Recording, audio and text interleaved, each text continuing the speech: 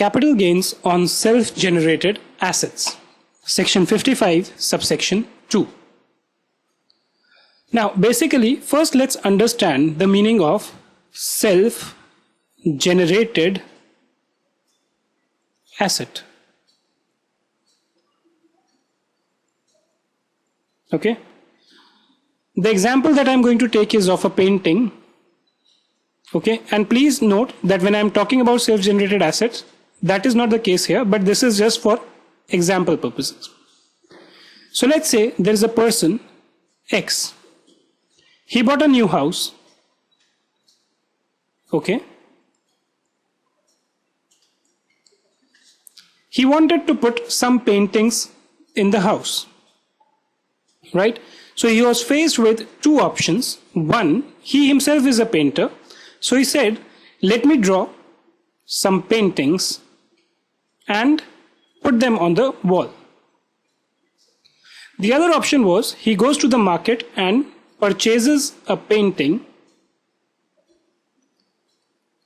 which he comes and puts in here.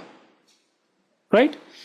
The only reason why I'm giving this example to you is to explain to you that when he makes the painting himself, it's a painting which he has created himself. He has generated himself. Right? So by a self-generated asset, what we mean is an asset which has been created by the assessee himself. Right? And this asset does not cost him anything to create. I can understand. And that's why I said this example is just for the purpose of explaining the concept. In case of painting, you might incur some cost here and there. Okay. But a self-generated asset, they do not cost anything. There might be some cost here or there, maybe advertisement or something. Right? The other thing he can do is he can purchase these assets. Right? So let's say goodwill. This is the most commonly used example. Okay. Now, goodwill is basically nothing but the advantage which one business has over the other, or it's the reputation, good reputation created by a company. Right? So whenever you go in the market, you know, there are various burgers which are available. But the ones which are available at McDonald's, I'm not saying they are expensive, but you know that the burger which is going to be available at various outlets is going to be the same. It is very good in quality and all those things, right? So McDonald's has created a goodwill for itself, right? So how did it create a goodwill? It is not that McDonald's found it somewhere else. They worked continuously in a very good manner, serving very good food to the customer over a long period, and then created a reputation or a goodwill, right? At the same time, if you remember, I don't know how many of you remember, but Uncle Chips was earlier a brand of an Indian company, right? But this was bought out by one of the bigger cola companies, right? So in that case, you purchased a brand, right? You did not create a brand, you purchased a brand, right? So these self-generated assets can either be self-created, you make them yourself, or you can purchase them. Now with this background, let's go and see various things. What is the meaning of a self-generated asset? An asset which does not cost anything to the assessee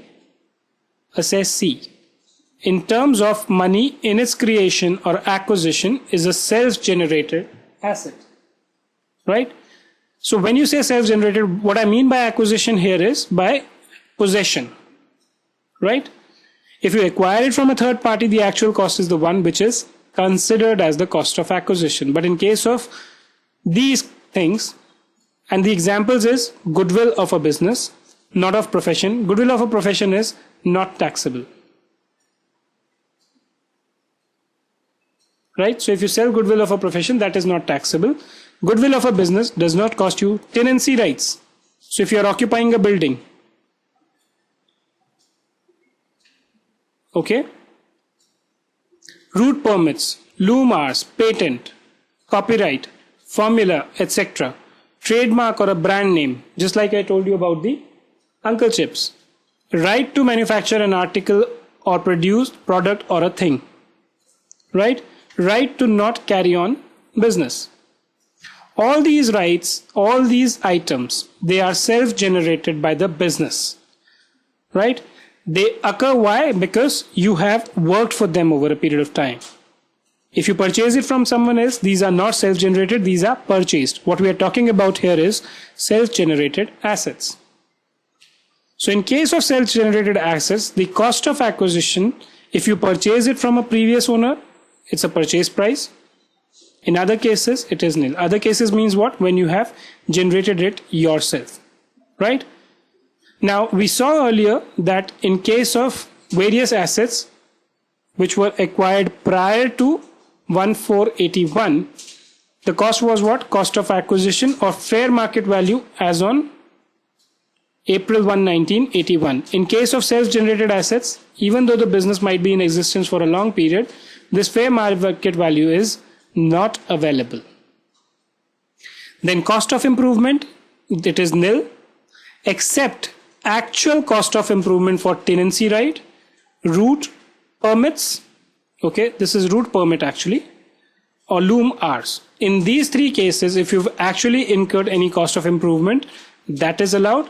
Cost of transfer, the actual cost is allowed. So let's say, for example, you sell your goodwill, okay, and when you sell the goodwill, the cost of transfer, let's say in terms of documents and everything, comes to 100 rupees and you sell it for 10,000.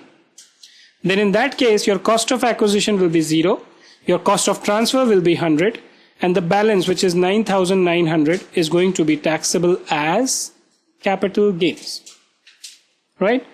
So you need to keep into mind as to what are the various self-generated assets. Just bear these things in mind, right? And once you do that, then the calculation of cost of acquisition, date of acquisition, and all these things are as per these details.